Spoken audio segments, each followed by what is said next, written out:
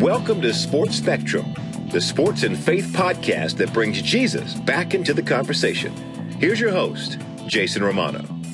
This episode of the Sports Spectrum podcast with former Major League Baseball pitcher Eddie Taubensee is brought to you and sponsored by Compassion International. We are so thankful to have Compassion on board as sponsors of the Sports Spectrum podcast. You can go to compassion.com/sportspectrum and sponsor a child for just $38. We're talking about releasing a child from poverty. My wife, my daughter, myself, we sponsor a 13-year-old boy from Haiti, and it's the best $38 we spend every single month. Compassion.com/sportspectrum. That's the site to go. 1.8 million children being released from poverty thus far because of the great work being done by Compassion International. Go to compassion.com/sportspectrum and sponsor a child today. You will not regret it. Today's guest on the podcast is Eddie Taubensee. Eddie is a former Major League Baseball catcher selected by the Cincinnati Reds in the 6th round of the 1986 amateur draft. He made his Major League Baseball debut with the Cleveland Indians on May 18th, 1991.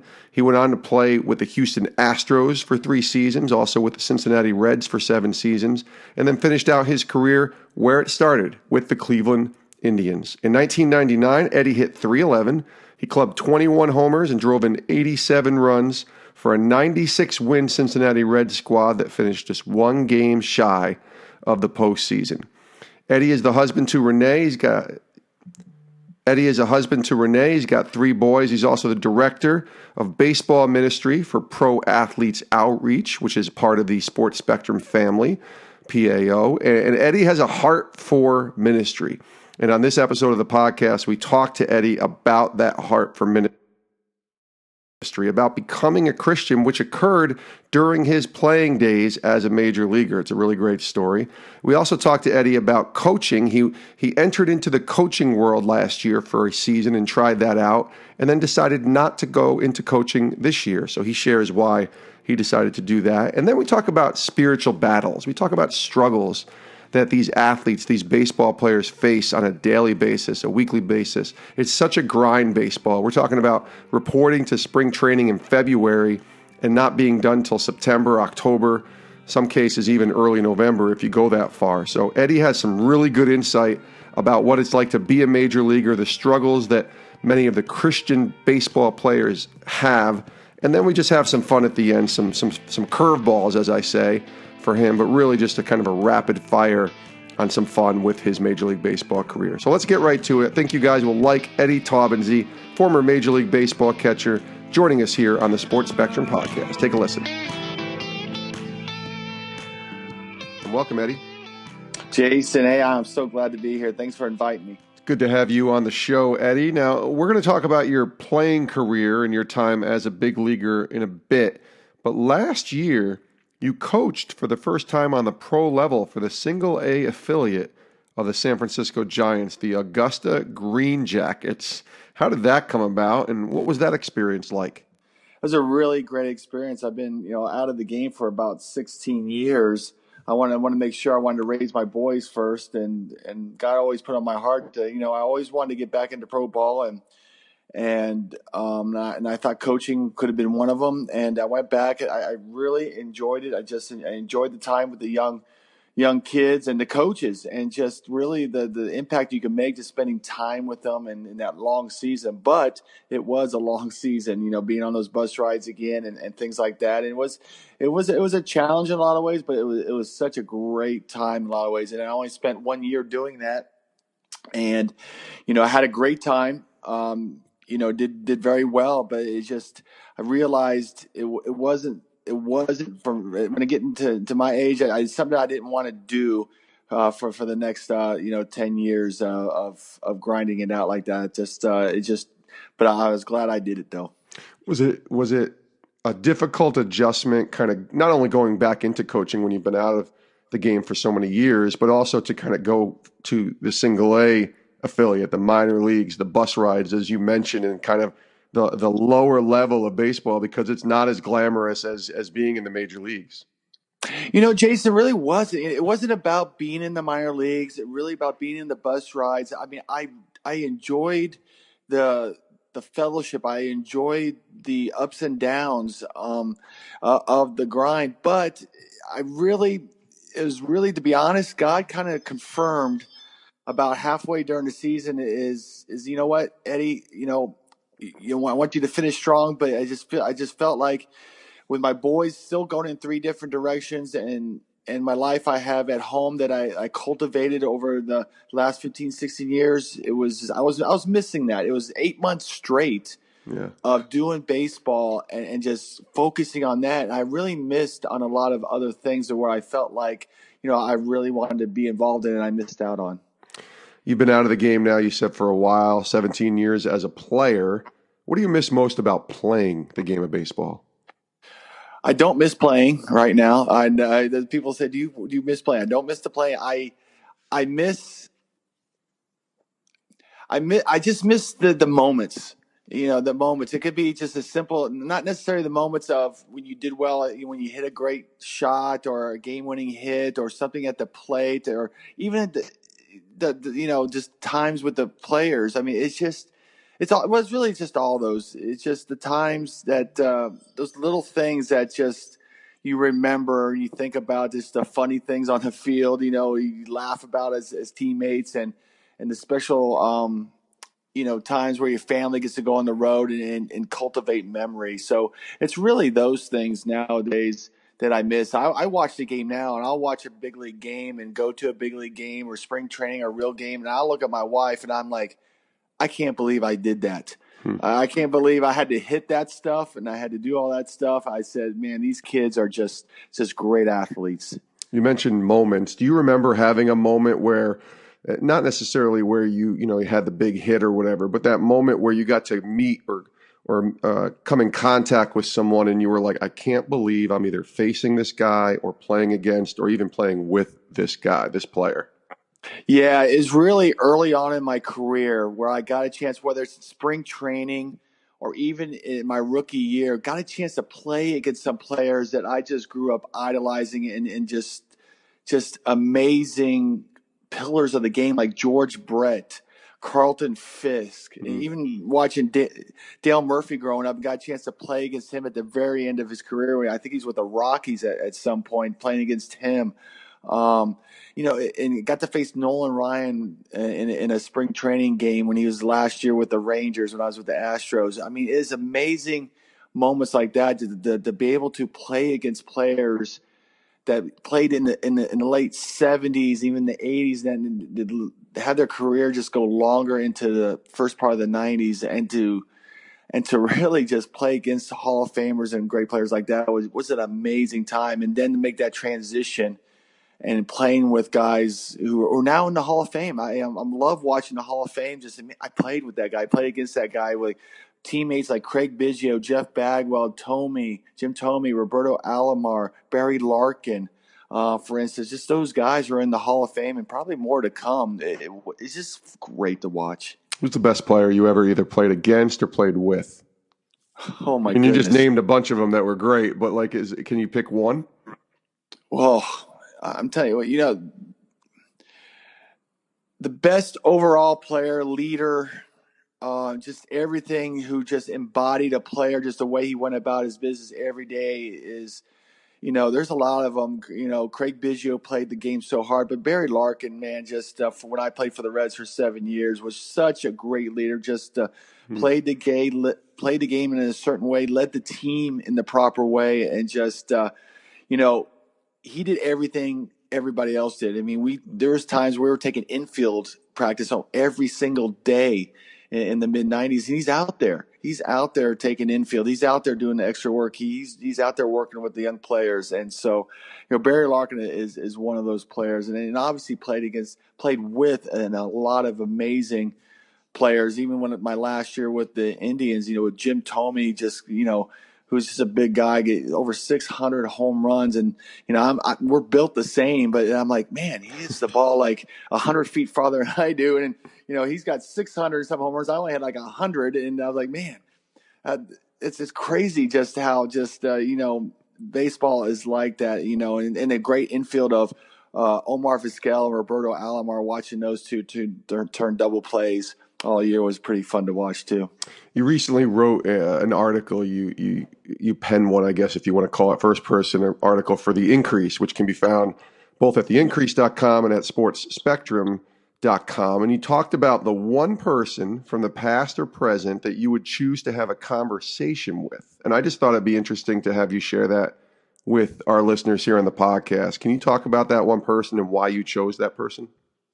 Yeah, I was thinking of an article to write of the importance of prayer, and just really we have a chance to talk to God. And I was thinking, man, to think about one person in your life that you know everybody would think about. Just, man, if I could just talk to this one person, man, this is kind of, it'd be like the ultimate of ultimates, and kind of change the way you think, and it maybe change your life in a lot of ways. And being in baseball for so long, I played a lot of those players I named. I mean, they're great players, but I thought about, man, if I had the chance to talk to one person, get down to know them, and just get into their mindset of just, and has total respect and admiration for somebody, it was Jackie Robinson. And just knowing what he had to go through, and just reading the stories, seeing the movie, just hearing about just he is the perfect man for at the perfect time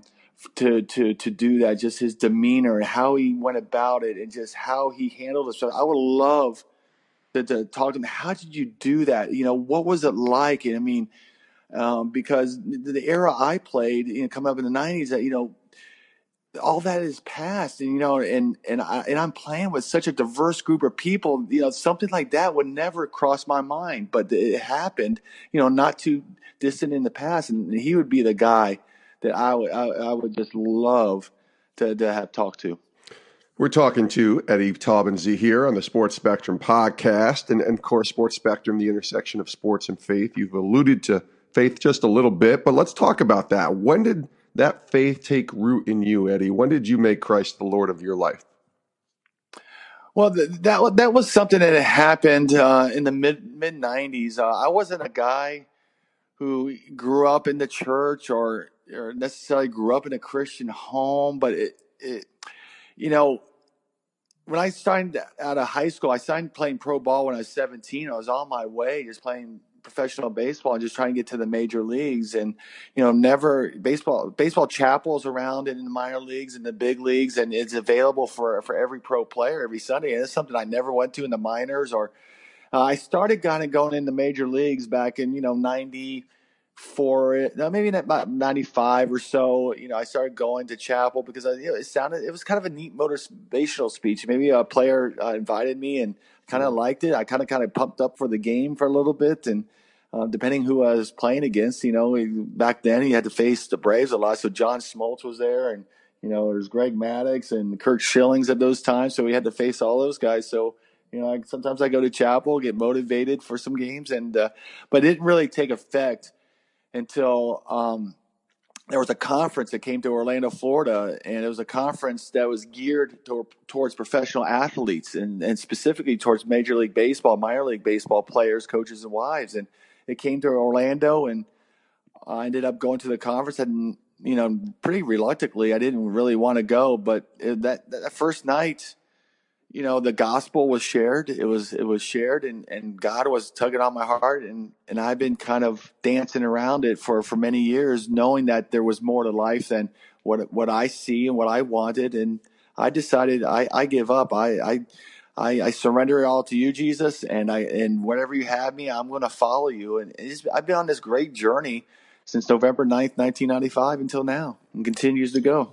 I love that story. I love how it wasn't your typical story. I talk to a lot of athletes on the podcast, and many of them will say, I grew up going to the church, and then I fell away, and then I came back. For you, it was really, there was no foundation really at all. It sounds like it was being in baseball in many ways that led you to Christ, and that conference that you discussed. That's such a cool moment. Was there a couple players that were influences on you that kind of maybe, I don't know, pushed you or nudged you towards just showing you what this Christian world was like? It's funny when I remember being in the big leagues early on, and with the Astros, I knew there was players who were religious and who invite me to chapel. And one of them was Doug Jones, who was a closer for many years in the major leagues, and he's with the Astros in the early 90s. And I remember him always inviting me to come to chapel and inviting me to go do things, even going out to lunch or doing things off the field. And so I kind of remember that. So you kind of knew who were different on the team, what guys were different on the team. And so I noticed those people, but it really made an impact more when I gave my life to Christ, surrendered to Christ, and I noticed how they lived. I was like, you know what? And they could see the impact they were making on me without me even knowing it.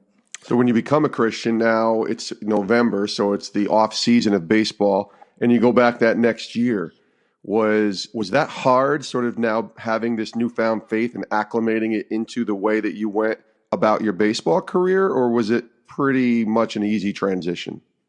Well, it wasn't an easy transition. I mean, I was definitely excited. I couldn't wait to tell my chaplain and just have him grab a hold of me because I had a lot of questions still. I was like, what about this? What about that? And, I don't understand this. So I was really clinging to my chaplain at the time and loving it. And even guys on the team, the guys who would go to chapel or even the so-called, just spiritual leader on the team, I go, hey, this is what happened. Let's go do this on the road. And I didn't seem to get a lot of interest, like where I was just kind of on fire, wanting to do these things and grow. So it seemed like for the first year or two, until some other players came along, it's like I felt kind of alone in a lot of ways in my faith, but it actually turned out to be a great thing because I think God was making me into more of a leader on the team to be able to stand up for my faith, stand out for my faith. Where before I wasn't kind of like that. I was kind of like a middle of the road guy. I just wanted to be on the team, be in the big leagues, but not kind of make any roads and just kind of nobody notice me and play for as long as I can, 10 years or so, and not get noticed. But God had a different plan for me. He wanted me to kind of stand out and be more of a leader and be more vocal. And it's amazing what God can do in you. Temptations and trials come to all of us, especially as believers in Christ. Certainly for the sort of level of play that you were playing in the world that you were living in, the culture, and being a baseball player, those temptations and trials were very existent, I have to imagine. Tell me about walking through as a believer after you became a Christian and confronting those trials and those temptations and kind of how that helped you navigate through that. Yeah, there certainly was a lot of trials and a lot of things going on, and there's some things in my life that changed really quick. For instance, the language, what came out of my mouth was something that changed really quick. But there was other things that it took some work. It was a battle. It was a battle, and that's where I needed my chaplain around me to pour into me, to pour scripture into me, and for me to go to scripture, for me to go to prayer, and really just to realize that things that I would want to do before that God, I knew that that's not the best for me. God knows what's best for me, and have that discipline to say no and say yes to God, and realize the more I walk that way, man, to realize how just kind of useless they were and just kind of shallow they were and selfish, and it just showed how much of a selfish person I was. And the more I wanted to be like Christ and selfless, it really put things in perspective. We're talking to Eddie Taubensee here on the Sports Spectrum podcast. Now, Eddie, you retired after the 2001 season. You now work currently with Pro Athletes Outreach, and that's a part of a ministry here with the Increase and with Sports Spectrum. So I guess my question would be, baseball ministry, was that something that was enticing to you right after you finished playing, or is that something that gradually you kind of found yourself being a part of because you are now a big part of a baseball ministry and you're passionate about that? So tell me about that. Yeah, Jason, it just kind of was a natural progression. What happened during my baseball seasons, there was a guy named Norm Evans who played for the undefeated Dolphins team back in the early 70s. He was an offensive lineman, and he's also, at the time, he was the president of Pro Athletes Outreach. And part of his job, what he would do, every spring training, he would go visit all 30 major league teams during spring training.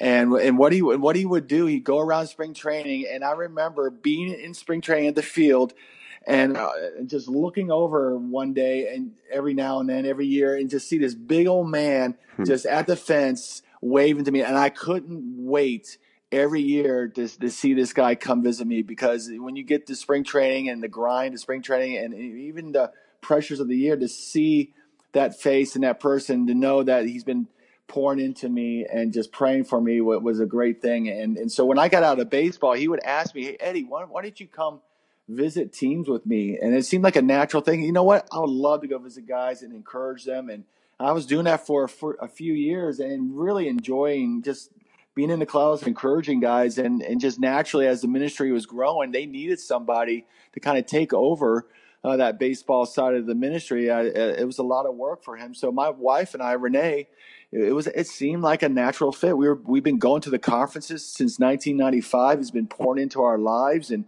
helping in our marriage and raising kids and getting through the game and navigating through the game. And it just seemed like a natural progression. And we've been doing it for the last 15 or so years. Let's talk about the current baseball player that you're ministering to, that you're talking to. We talked about trials and temptations early on with you and your career, but what type of struggles do you see the current baseball player walking through? It's such a long season, but what type of struggles do you see from them from a spiritual perspective that you're ministering to them about and walking through them with? What's amazing about the game of baseball is this generation of players, I'm going to be 50 this year, and how old these guys are, away from baseball, there's not a lot in common. It's a different culture. It's a different thing, but the game of baseball, the language of baseball, what they struggle with is no different than what we went through and what they went through. It's packaged a little bit differently, but it's the same struggles. And that's what's great about what we do in ministry. Since I put on the uniform, even my wife has walked through a lot of things.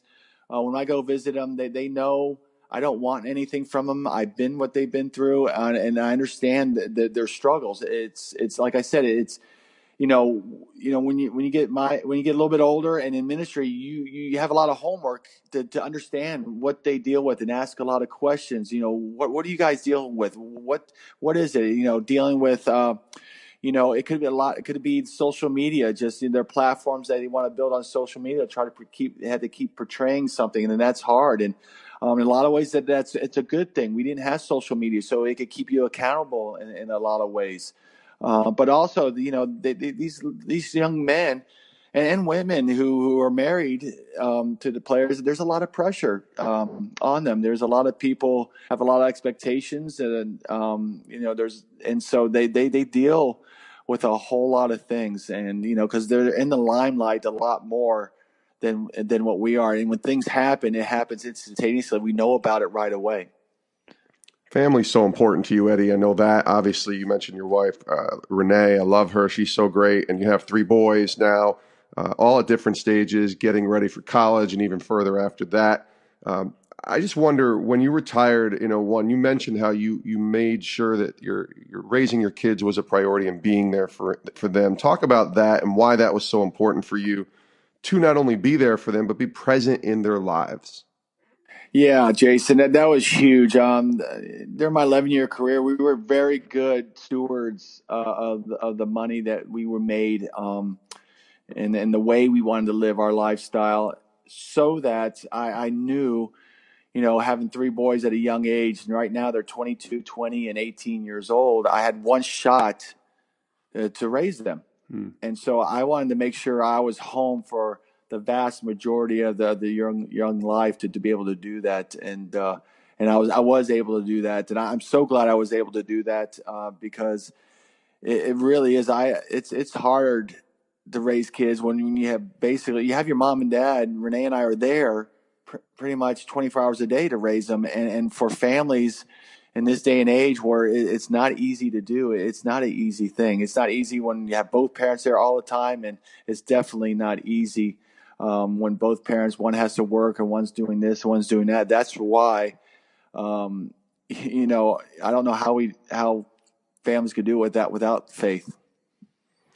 What's the biggest issue you've seen, maybe just in our culture, not just as your own situation, with the family dynamic and why that's so hard? Maybe even in the sports world, the baseball world, the family dynamic, and what that biggest issue is, what the biggest struggle is.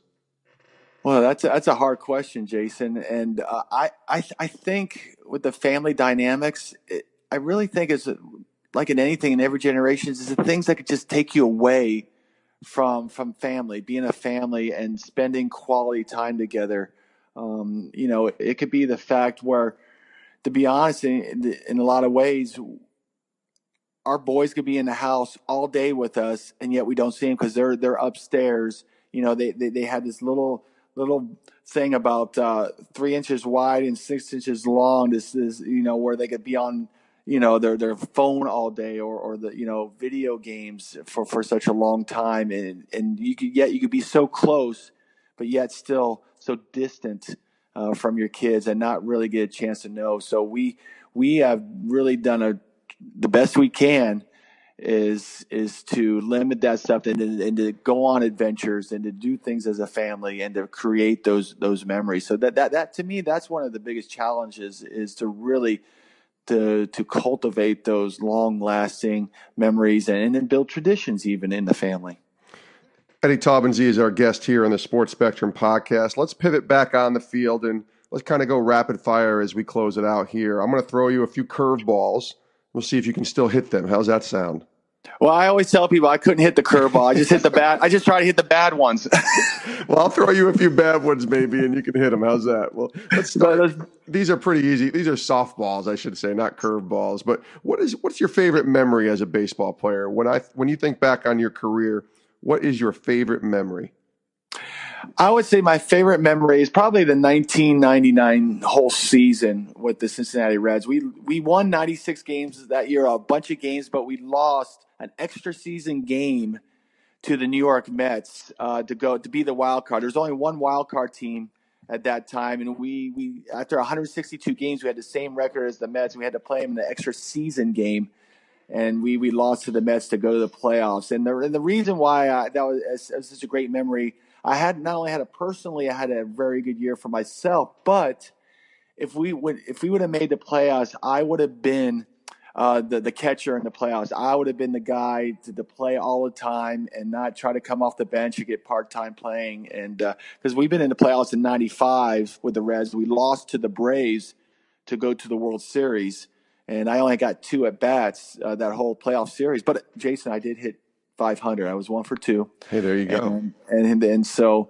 but I was excited in 1999 to try to be the guy to help us get to that point again. Yeah, you hit 311, 21 homers, 87 RBI, 96 wins. That's a pretty good year. And there were some pretty good players on that team, right? Yeah, we had a lot of great players. Obviously Barry Larkin, and the biggest one that kind of catapulted that was Greg Vaughn came over from the Padres, had a big year. I think he hit at least 45 homers or more, drove in 100, and Sean Casey was there and had a great year. So we up and down. It was a very young team, and we stayed healthy, and the young kids, we all played to kind of basically our potential, what we're capable of playing, and we all kind of put it together. What was your favorite ballpark to play in? I mean, and you played in a lot of them. You played for Houston and Cincinnati, Cleveland in your career. What was your favorite ballpark to play in? My favorite ballpark to play in the teams I played for. Or against. It could be, Wrigley or Yankee Stadium or anything like that. To be honest, the 2 places I really enjoyed to go to, was one of them was obviously Wrigley Field. I grew up watching the Cubs on TV, and just the historic site. It was always fun to go and play day games. And the old Giants Stadium, Candlestick Park. There's just something about it. I just enjoyed going there. How about the best pitcher that you've ever faced that you got a home run off of? There's a lot of good pitchers. Guys who threw hard, I seem to hit better off of and hit some homers. I've hit homers off Kurt Schilling, John Smoltz, Kevin Brown in his day. I got a chance to face Nolan Ryan one time. Hit a good ball off the wall off him. So guys who kind of threw hard, I hit really good off them. And just I always like to tell people, I'll share my testimony. Randy Johnson, one of the most dominant left-handed pitchers of all time, in my whole 11-year career, he's never gotten me out. That's awesome. I mean, that's Randy Johnson, right? The big unit. I mean, that guy was dominant. So that's a pretty what was it about him that you could hit off of him? Well, it's just the fact that, it seemed like Randy Johnson did his pitching rotation around my playing time. So he saw, when I didn't play, when I played, he didn't pitch that day. So no, ultimately, I was a left-handed hitter. I never got a chance to play against him. There you go. So that's probably a good thing. That's a really good thing. Now, how about a superstition or a routine, something that you found yourself doing when you played? Was there anything like that? It was more routine. I wasn't superstitious. Obviously, routine is, you get to the park at a certain time all the time. I remember my wife would say we would go out for lunch, and it would get to a certain time. Get to about 1:30 during the day, and if we're out in the mall walking around or doing something at home, I just tell her I have to go. I have to go to the park. I just there's just certain times when the clock ticks a certain time. It's kind of in every ball player. You know what? It's time to get to the park. I need to get to the park. If you could change anything about your time as a player, would there be something that you would do differently? What would it be?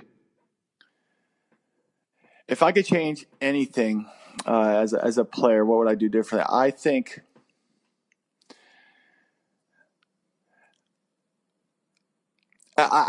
there's not much I would change, because I always tell young players, as we go through struggles, the only thing I could live with when I played, I didn't have any what ifs. My career ended early because of injuries, and not because of my game declined, but my back went out on me. I had back surgery, and I just couldn't come back. And I look back at my career, and I say, you know what? I didn't have any what ifs about my playing career. But if I could change something, to be honest, I would probably go back and try to find time to spend more time with my teammates, and maybe off the field a little bit more. Mm. Yeah, because you just recognize the camaraderie and how important that was. Yeah, I really do. Just to cultivate, maybe closer friendships, to be more intentional with a lot of my teammates, probably.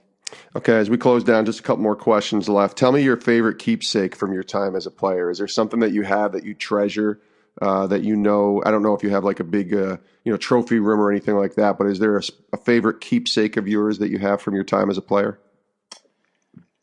Yeah, there is. I mean, I like a lot of players, we collect a lot of things. I have bats from every year signed by the team, and one of my favorite things that I have is I have a photo when back in 1999. Sean Casey and I were pretty close, and in fact, my youngest son is the godson of Sean Casey, and I have a picture of us after a game.